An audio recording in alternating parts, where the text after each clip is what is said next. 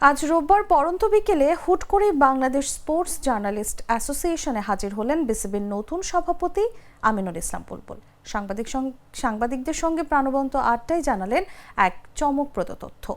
জাতীয় দলের সাবেক দুই তারকা মুশফিকুর রহিম ও মাহমুদুল্লাহ রিয়াদ আন্তর্জাতিক মানের কোচ হতে চান, আর এই ইচ্ছের কথা তারা জানিয়েছিলেন বুলবুলকে।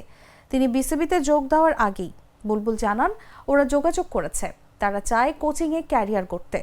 আমরা ক্রিকেট বোর্ড থেকেই কোচিং, ট্রেনিং ও এডুকেশন প্রোগ্রাম চালু করব ইনশাল্লাহ। মাহমুদুল্লাহ আন্তর্জাতিক ক্রিকেট থেকে ইতোমধ্যেই অবসর নিয়েছেন। মুশফিক বিদায় জানিয়েছেন সীমিত ওভারের ক্রিকেট থেকে, তবে টেস্টে এখনও মাঠে আছেন এই অভিজ্ঞ ব্যাটার। তবে প্রশ্ন থেকে যায়, বাংলাদেশ ইতিহাসে আন্তর্জাতিক মঞ্চে এখনও কোনো সাবেক ক্রিকেটার কোচ হিসেবে নিজের জায়গা তৈরি করতে পারেননি। তাহলে কি মুশফিক মাহমুদুল্লাহর তারকা খ্যাতি এবার সে শূন্যতা পূরণ করতে পারবে?